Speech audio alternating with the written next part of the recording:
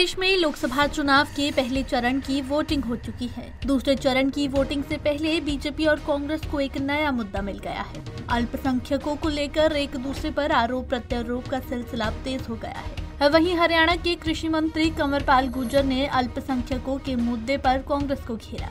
उन्होंने कहा कि कांग्रेस के बड़े नेता कहते थे कि सबसे पहला हक अल्पसंख्यकों का है, लेकिन बीजेपी शुरुआत से ही कहती रही है कि सबसे पहला हक गरीबों का है। बीजेपी ने हमेशा विकास की बात की है। उन्होंने कहा कि गरीबों में मुसलमान वर्ग भी आएगा। गुर्जर ने आरोप लगाते हुए कहा कि विपक्षी दल अल्पसंख्यकवाद फैलाना चाहता है। वे मजहब के नाम पर वोट हासिल करना चाहते हैं। उसको दोबारा सुन लो। लास्ट में उसने यही कहा कि अल्पसंख्यकों का है पहले। ये वो तो रिकॉर्ड चीज है, कोई उसको ये तो है नहीं कि मैं बदल दूंगा उसको। वो तो आप दोबारा सुन लो। दोबारा भी उसमें यही है कि उनका अधिकार। मैं ये नहीं कह रहा किसके, मैं ये कह रहा कि गरीबों का है।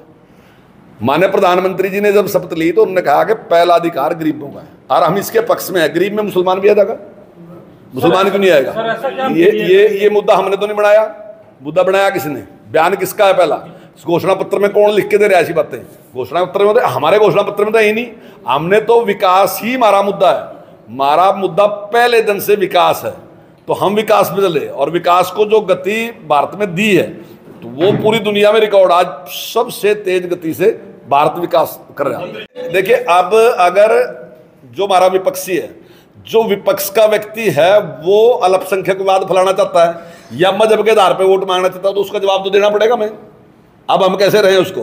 बात तो वो कह रहा, ये कौन कह रहा है कि हम लोगों की प्रॉपर्टी छीन के देंगे? हम तो हमारे से तो लिखा घोषणा पत्र में, ये तो कांग्रेस के घोषणा पत्र में लिखा। उसका जवाब तो देना पड़ेगा ना कि कितना खतरनाक काम है।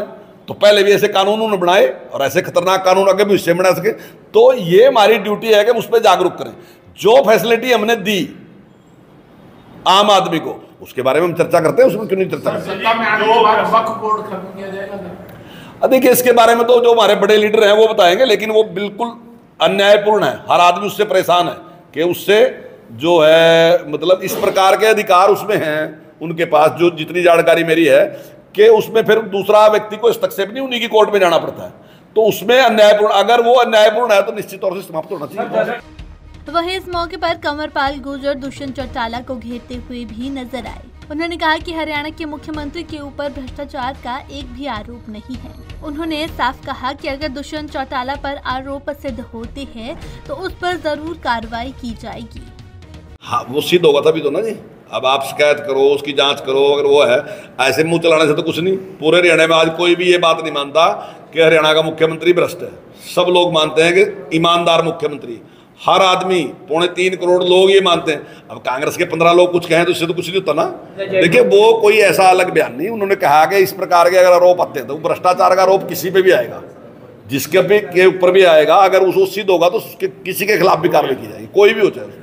बहरहाल अल्पसंख्यकों के मुद्दे को लेकर भाजपा और कांग्रेस में जंग तेज होती जा रही है। Bureau report, Punjab Kesari TV.